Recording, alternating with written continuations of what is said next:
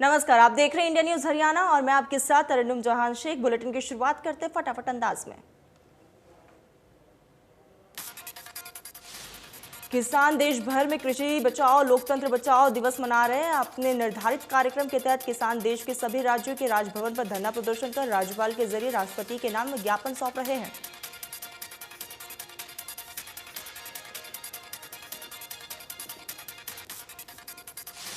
कृषि कानून रद्द करने की मांग के लिए पिछले 7 महीने से किसान आंदोलन कर रहे। संयुक्त किसान मोर्चा के शांतिपूर्ण तरीके से धरना प्रदर्शन करने की बात कही है।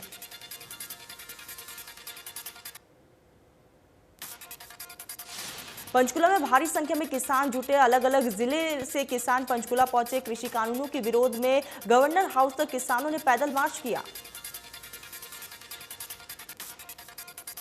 पंचकुला में भारी संख्या में किसान नाड़ा साहिब गुरुद्वारा के पास जमा हुए, जिसे देखते हुए हाईवे पर कई जगह पर पुलिस फोर्स को लगाया गया और ट्रैफिक डाइवर्ट किया गया। किसान आंदोलन को देखते हुए पंचकुला यमुनानगर हाईवे के साथ साथ शहर के कई रूट्स को बंद किया गया और हाईवे पर पुलिस फोर्स की संख्या को बढ़ाया गया। नाड़ा साहिब गुरुद्वारा से लेकर हाउसिंग बोर्ड चौक तक 7 जगहों पर पुलिस ने नाकेबंदी की। हर नाके पर 50 से 100 पुलिसकर्मियों को तैनात किया गया। एसपी ने ये जानकारी दी। किसान नेता राकेश टिकैत ने कहा है कि किसान जम्मू कश्मीर भी जाएंगे। बंगाल के बाद यूपी और अब जम्मू कश्मीर का भी टारगेट है। धारा 370 हटने के बाद से किसानों को बड़ा नुकसान हुआ।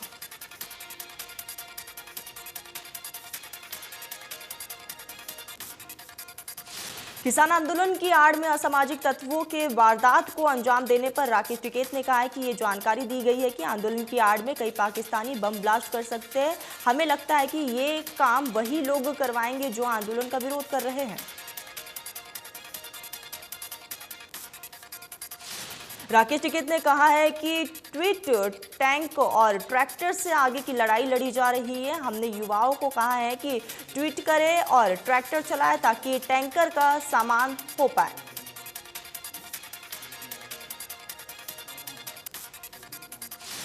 किसान आंदोलन पर कांग्रेस नेता राहुल गांधी ने ट्वीट कर लिखा कि हम सत्याग्रही अन्नदाता के साथ हैं। किसानों को लेकर अनिल विज ने कहा कि किसान आंदोलन को जिंदा रखने के लिए किसान नेता कुछ ना कुछ प्रोग्राम करते रहते हैं। राजभवन जाकर ज्ञापन देना जैसे कार्यक्रम चलते रहते हैं। राहुल गांधी ने ट्वीट पर अनिल विज ने कहा है कि कांग्रेस हर उस व्यक्ति के साथ है जो देश की एकता और अखंडता को भंग करना चाहता है, जो देश से आग लगाना चाहता है। कांग्रेस देश के दुश्मन के साथ है।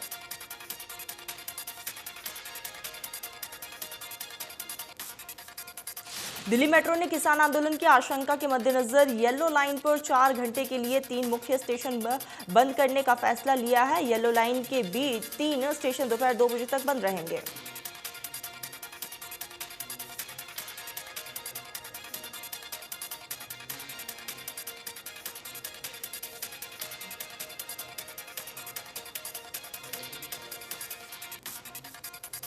किसान आंदोलन को मद्देनजर गुरुग्राम दिल्ली बॉर्डर पर सुरक्षा के कड़े इंतजाम किए गए। दिल्ली पुलिस आने जाने वाले वाहनों की चेकिंग कर रही है, जिसके चलते गुरुग्राम एक्सप्रेस वे पर लंबा जाम लग गया। कुरुक्षेत्र पहुंचे गुरुनाम सिंह चढ़ूनी ने कहा है कि किसानों को ट्यूबवेल कनेक्शन लेने में भारी दिक्कत आ रही है। अधिकारी मनमानी कर रहे हैं, किसान पिस रहे हैं। जहां जल स्तर 100 फुट से नीचे चला गया है, वहां बिजली बोर्ड किसानों को कनेक्शन नहीं दे रहा। चढ़ूनी ने कहा कि किसान आंदोलन भले ही लंबा खींच गया हो, लेकिन इसका किसानों को फायदा और बीजेपी को नुकसान हुआ है। उत्तर प्रदेश और उत्तराखंड के चुनाव में किसान बीजेपी को हराने के लिए कमर कस कर प्रचार प्रसार कर रही है। देश में कोरोना मामलों में लगातार गिरावट दर्ज की जा रही है। 24 घंटे में 48,000 से भी ज्यादा नए कोरोना के केस मिले। 1,100 से भी ज्यादा मरीजों की मौत हुई। दूसरी लहर के बीच अब देश में एक्टिव केस 5 लाख से भी ज्यादा। कोरोना मरीजों के ठीक होने की रिकवरी रेट में बढ़त देखी गई। 24 घंटे में 64,000 मरीज रिकवर हुए। महाराष्ट्र में कोरोना के केस लगातार कम हो रहे हैं। एक दिन में महाराष्ट्र में कोरोना के 9,604 नए मरीज मिले, जबकि 10,000 मरीज ठीक हुए। 511 मरीजों की जान चली गई। दिल्ली में 24 घंटे में 115 से भी ज्यादा केस मिले। 4 मरीजों ने दम तोड़ दिया। दिल्ली में अब 1,000 से भी ज्यादा एक्टिव केस। ऑक्सीजन को लेकर घिरे केजरीवाल सरकार पर स्वास्थ्य मंत्री अनिल विज ने निशाना साधा है। कहा कि केजरीवाल और उनके सहयोगियों पर हत्या का मामला दर्ज किया जाना चाहिए। प्रदेश में कोरोना के 140 नए केस सामने आए। 24 घंटे में 18 लोगों की मौत हो गई। 185 से भी ज्यादा मरीज ठीक हुए। एक्टिव केस 1000 से ज्यादा। कोरोना के डेल्टा प्लस वेरिएंट की हरियाणा में दस्तक। फरीदाबाद के ESIC मेडिकल कॉलेज में मिला पहला केस। डेल्टा प्लस वेरिएंट का पहला मामला मिलने पर स्वास्थ्य मंत्री अनिल विज ने कहा है कि सरकार पूरी तरह से तैयार है। मरीजों के संपर्क में आने वाले सभी लोगों के टेस्ट करवाने के आदेश दिए हैं और स्क्रीनिंग भी करवाएगी। स्पुतनिक वैक्सीन का इंतजार खत्म हुआ। साइबर सिटी गुरुग्राम में सरकारी केंद्रों पर जल्द ही लोगों को स्पुतनिक वैक्सीन लगाई जाएगी। देश में पहली बार किसी सरकारी केंद्र पर स्पुतनिक वैक्सीन लगाई जाएगी। सिविल सर्जन की माने तो CSR के तहत स्वास्थ्य विभाग को स्पुतनिक वैक्सीन मिलेगी, जिसके बाद से ये लोगों को मुफ्त में लगाई जाएगी। जुलाई के शुरुआती सप्ताह में ही स्पुतनिक वैक्सीन सरकारी केंद्रों पर उपलब्ध होंगी। सिविल सर्जन की माने तो साइबर सिटी गुरुग्राम में लगने वाली स्पुतनिक वैक्सीन 2 डोज में लगाई जाएंगी। दूसरी डोज 21 दिन के बाद लगाई जा सकेगी। चरखी दादरी में बाबा स्वामी दयाल धाम पर वैक्सीनेशन कैंप का आयोजन किया गया। कैंप में युवाओं ने आसपास के लोगों को जागरूक किया और वैक्सीन लगवाई। करनाल में कोरोना काल में निजी अस्पतालों ने खूब लूट मचाई है। लोगों से मिली शिकायत के बाद हुई जांच में खुलासा हुआ है कि 9 अस्पतालों ने कोरोना संक्रमित 480 मरीजों से 57 लाख रुपए वसूले। जांच में सामने आया कि निजी अस्पतालों ने PPE किट और रेमडेसिविर की मन मुताबिक कीमत ली है। जांच में 16 अस्पतालों को चयनित किया गया है।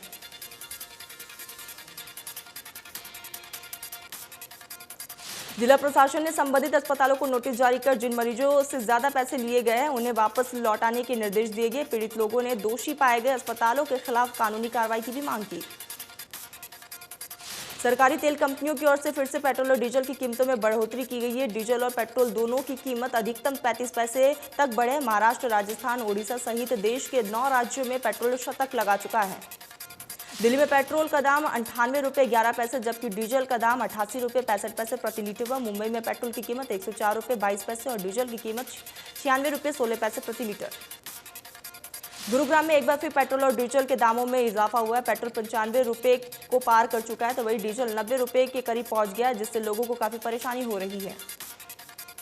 बीजेपी के होर्डिंग फाड़ने और झंडे जलाने वाले पर केस दर्ज किए तो 2 नामजद सहित 15 लोगों पर पुलिस ने केस दर्ज किया है। बीजेपी कार्यकारिणी की बैठक के दौरान हंगामा हुआ था। ऐलनाबाद में राजस्थान की सीमा से सटे मिठुनपुरा, किशनपुरा सहित कई गांव के किसानों का पीने के पानी और सिंचाई पानी को लेकर धरना प्रदर्शन जारी है। आज तक कोई प्रशासनिक अधिकारी किसानों की सुध लेने धरना स्थल पर नहीं पहुंचा, जिससे गुस्साए किसानों ने सरकार के शव यात्रा निकालकर पुतला फूंका। किसानों ने कहा कि किसान धरने को और तेज किया जाएगा और अगर समय रहते हमारी मांगों को पूरा नहीं किया जाता है तो ऐलनाबाद उपचुनाव के सभी राजनीतिक दलों का संयुक्त रूप से बहिष्कार किया जाएगा। हरियाणा में राज्य सरकार ने वर्षों पुरानी पानी की समस्या को सुलझाने के लिए मेरा पानी मेरी विरासत योजना को आगे बढ़ाते हुए एक कदम और उठाया है। अब तक जो किसान बाजरे की फसल लेते थे वे बाजरे की जगह अब मूंग की तिलहन फसलों की बुआई करेंगे और 4000 रुपये प्रति एकड़ मुआवजा दिया जाएगा। भिवानी के उपमंडल कृषि अधिकारी ने बताया कि धान की फसल में ज्यादा पानी का इस्तेमाल होता है, जबकि कपास और मूंग मोठ की फसलों में सिंचाई का पानी धान के मुकाबले काफी कम लगता है। फरीदाबाद में निकाय विभाग में इन्हीं दिनों गजब का खेल देखने को मिला। जिस अधिकारी को दंडित करने के लिए नगर निगम से सिफारिश की जाती है, रातों रात उसे प्रमोट कर दिया जाता है। XEN के खिलाफ वार्ड नंबर 5 में सिविल लाइन की सफाई के एस्टीमेट में गड़बड़ी करने के मामले में चार्जशीट करने की सिफारिश की गई।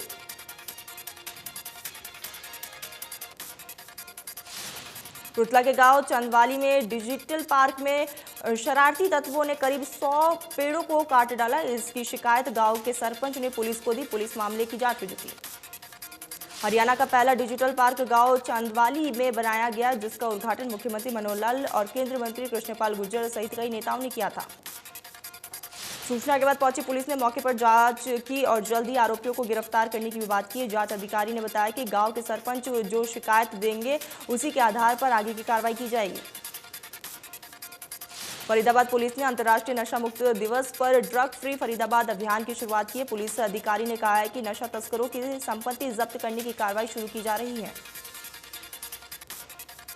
टोहाना में अंतर्राष्ट्रीय नशा विरोध दिवस पर पुलिस की ओर से साइकिल रेस का आयोजन किया गया, जिसके जरिए युवाओं ने नशे से दूर रहने का आह्वान किया।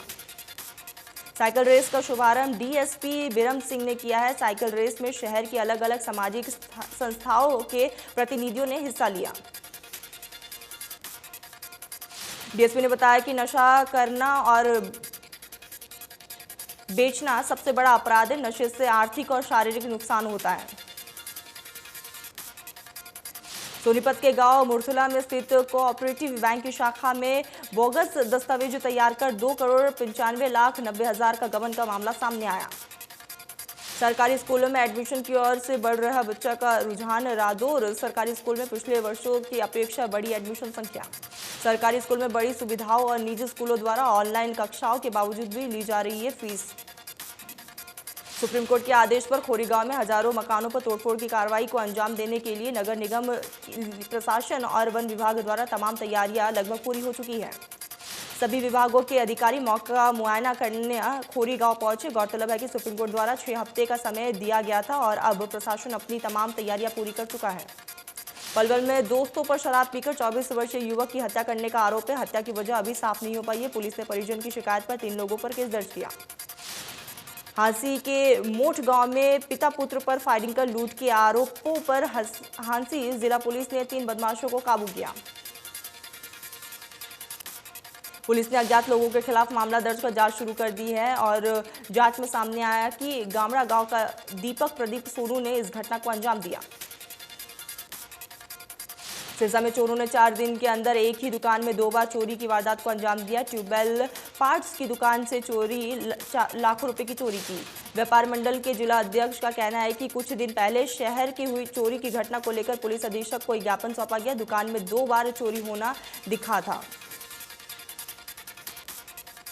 भीषण गर्मी के लिए अंबाला की जनता बूंद बूंद पानी के लिए तरस रही। पानी की किल्लत से परेशान अंबाला की जनता ने नवनियुक्त उपायुक्त के निवास पर घेराव किया।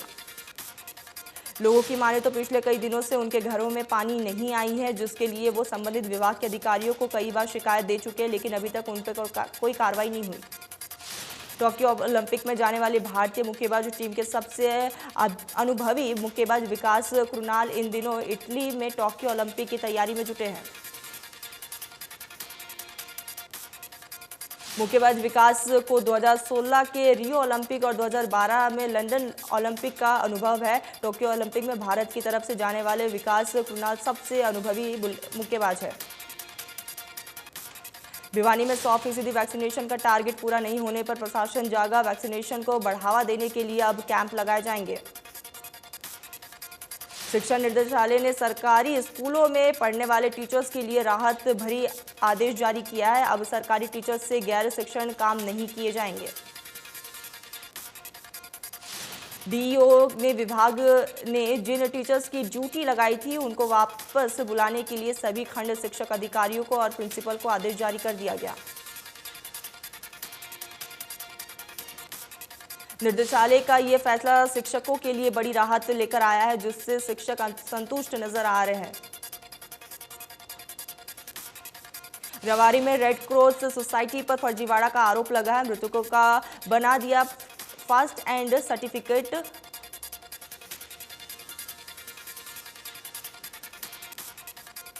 एक 11 दिनों में 3 फर्जी सर्टिफिकेट जारी हुआ है। सर्टिफिकेट के लिए 300 की जगह 1000 वसूल है।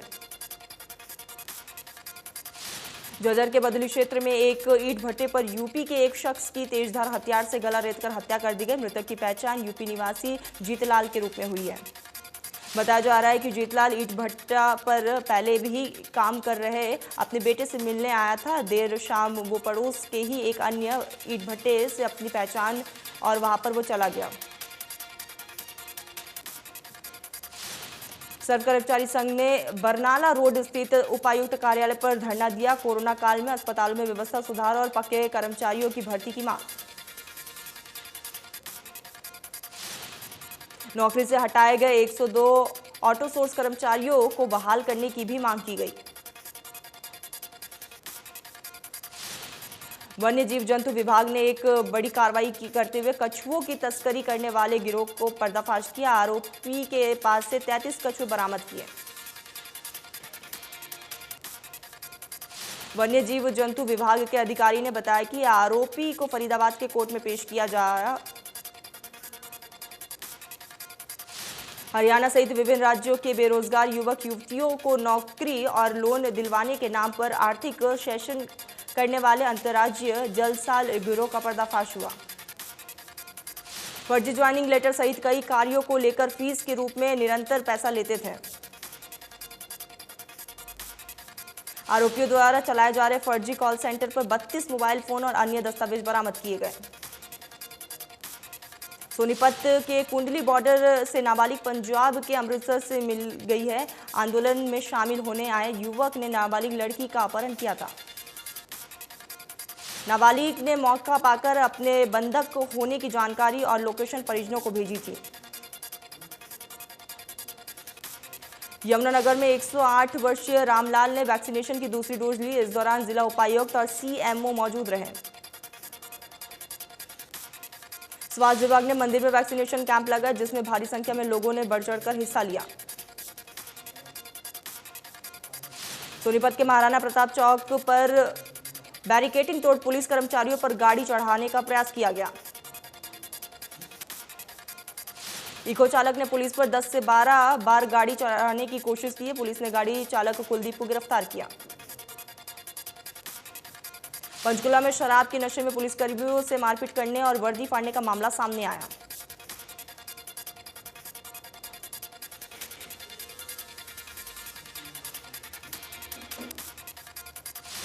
पुलिस के साथ मारपीट करने का वीडियो वायरल हो रहा है। जानकारी के मुताबिक पुलिस ने मौके से एक आरोपी को काबू कर लिया है, लेकिन दूसरा आरोपी मौके से फरार होने में कामयाब हो गया।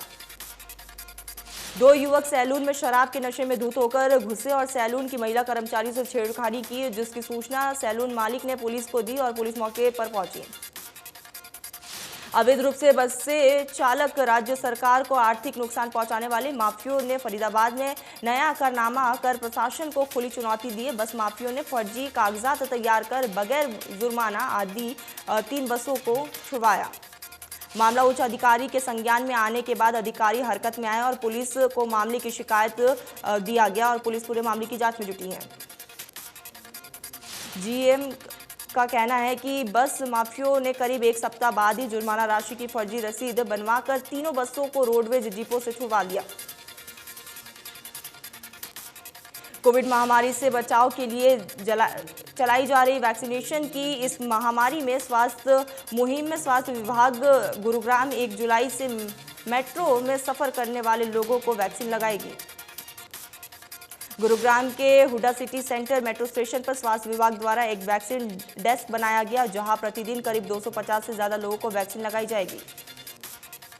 स्वास्थ्य विभाग गुरुग्राम के सीएमओ डॉक्टर वीरेंद्र यादव के अनुसार गुरुग्राम में अब तक 13 लाख लोगों को वैक्सीन लगाई जा चुकी है और प्रतिदिन तकरीबन 15,000 से भी ज्यादा लोगों का वैक्सीनेशन हुआ।